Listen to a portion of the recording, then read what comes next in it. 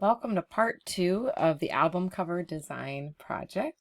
We're picking up where we left off at the beginning of, or the end of getting started with your album cover. You can see that I have a great cover design started in the front cover here, and the back cover is still needing some work.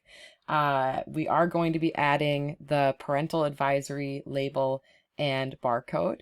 Everyone will add a barcode. The parental advisory label is really dependent on the musical artist you chose and the lyrics of the song you chose. So if the lyrics have anything sensitive, whether that's swearing or derogatory language or anything like that, it would need a parental advisory label. That's actually part of the law.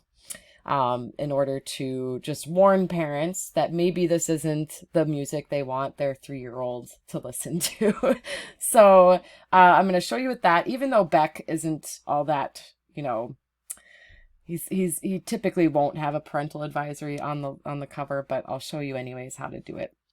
So underneath Google Classroom, in the album cover assignment, I gotta click save on this anyways, I added the barcode and the parental advisory label as PNGs. So these are just generic labels and barcodes. You can certainly go to Google Images and find different ones to use if you wish to do so.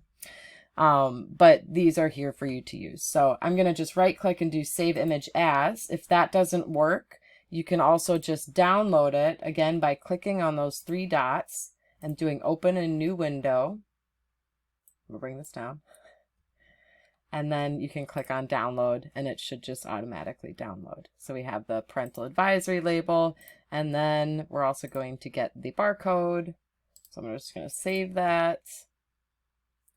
I recommend saving it instead of copying it, especially since it's a PNG. You'll notice that it's got this checkerboard background. Now I'm going to go to Photoshop, and in Photoshop, I'm going to bring this up a little bit. Sorry, not Photoshop, Photo P. Well, I'll show you in Photoshop, sure.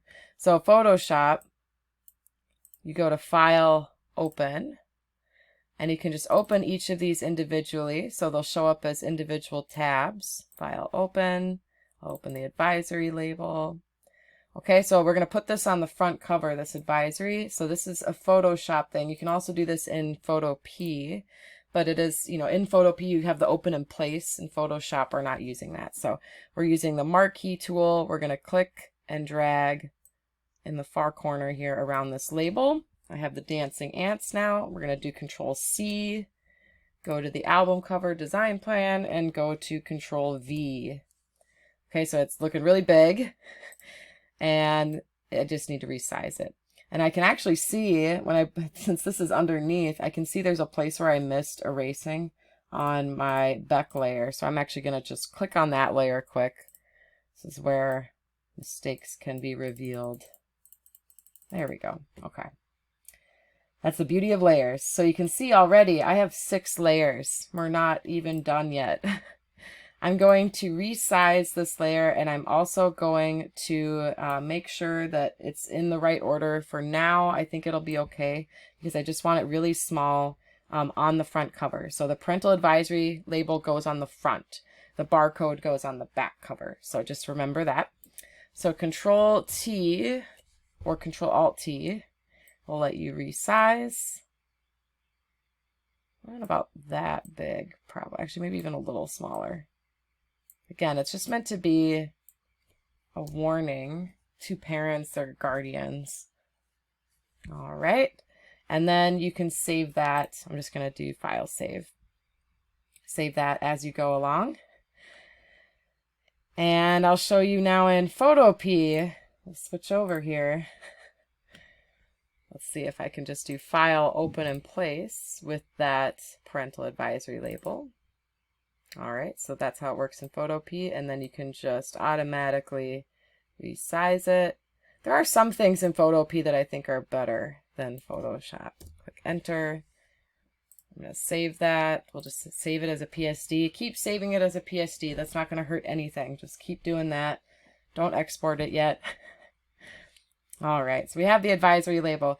Now we need to design the background and put the barcode on the back. So I'm just going to do a couple quick things. I'm going to make sure that I'm on the right layer. So I got to look for, yeah, so shape 4. I'm going to rename shape 4 because I know that those were the lines in the box combined. And we're just going to call this back, so I remember what layer I'm on. This one, I'm just double clicking here. We're going to call that one Beck. Actually, let's do Beck Photo. All the other ones I think are pretty explanatory, but just want to make sure that I don't get them too confused. So with my back design here, let's say I want to just fill in a color. Okay, and again with illustration, we are counting illustration as the fill bucket, the brush tool. So if I use the brush tool here, that counts. The gradient tool, which is right here. So gradient, it's going to look weird right here, but because I didn't select the area. If I wanted to fill this area in with the gradient, I might have to zoom in here. I could just select the inside. That's where selection tools come into play. So I'm selecting that, and then I have my gradient tool selected here. I'm going to click and drag, and now it's only creating the gradient on the inside. So that's something you can do if you've changed your shape layer and you're wondering how you can get that gradient back. That's how you do it. And I do want to show you that there are different types of gradients. So there's like a radial gradient that will make it look more round. It's like a circle, angle, reflected, and diamond. So kind of some cool things you can try there. Some other things too, I don't think I spent a ton of time on filters, but there is a filter gallery that you're welcome to check out, depending on what you're looking for. And I know it probably won't look like much here, but you can kind of play around with those if you're looking for like a specific texture or kind of a sketching look. I actually kind of like this halftone one. It looks like it's printed on newspaper. Glowing edges, stained glass, and Photopea doesn't have nearly as many, but Photoshop does have more. So there are some really cool things you can do, just, you know, different backgrounds. You can make this really big, do some kind of like cool abstract background. Very simple. That counts as illustration. So just know that. I actually might even keep that. I'm going to keep that stained glass thing, but I'm going to make the cells really big. Yeah. Awesome. All right. Now we are going to put the barcode on. I'm not going to actually list the songs yet or design the spines. I'll do that in the next video. I'm going to actually just do File, Save as PSD again. Move me down there. I'm going to do Select, Deselect because I don't need the dancing ants selection anymore.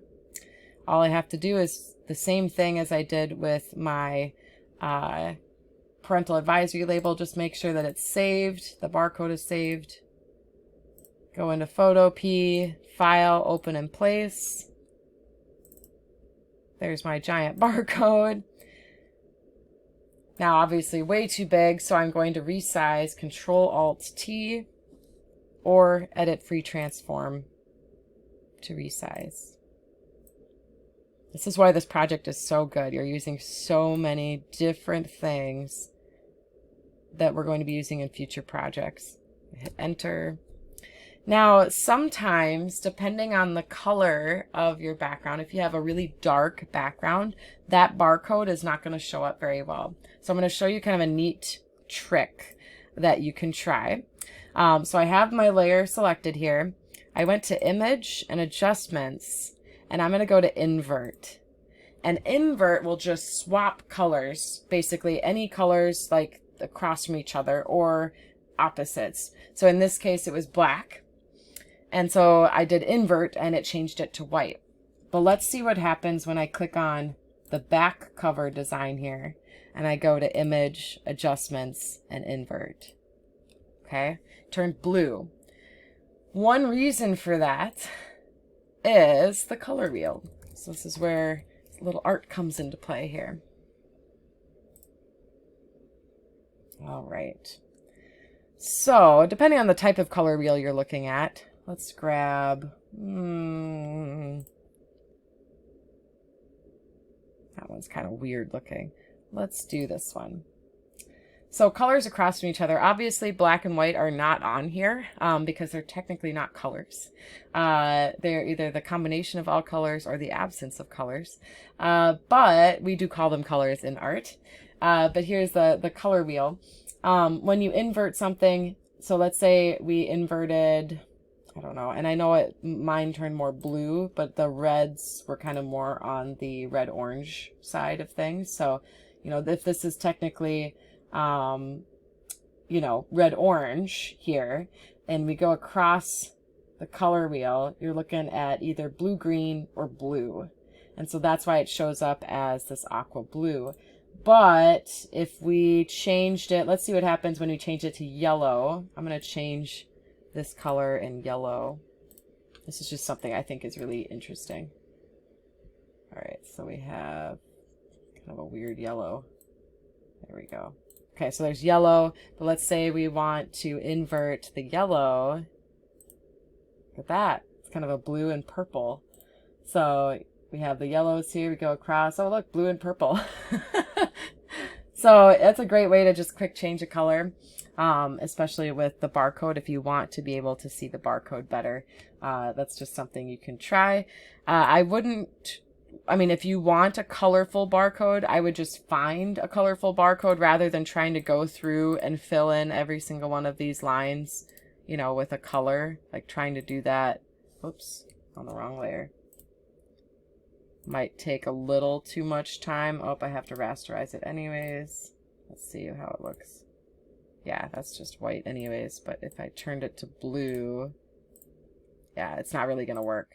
So I would just find a barcode in that color then if you were looking for one that has a color. So these are required, the barcode and the advisory label, if you have songs that have lyrics with inappropriate type things within the lyrics. So, you know, sexual references, drug references, any kind of swearing or derogatory language, that would have to have that warning label. But if your music does not have that, don't put the label on there. The label is only to warn, you know, parents and guardians. Everyone will put the barcode on the back cover. So we're going to stop there. I showed you a couple new things. Hopefully you can try those out and see how they work. And don't forget to do file save as PSD. Do that frequently.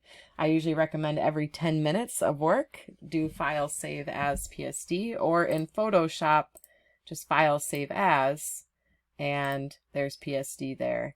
And you can just click save and it will save just like you would in Photo P. All right, enjoy.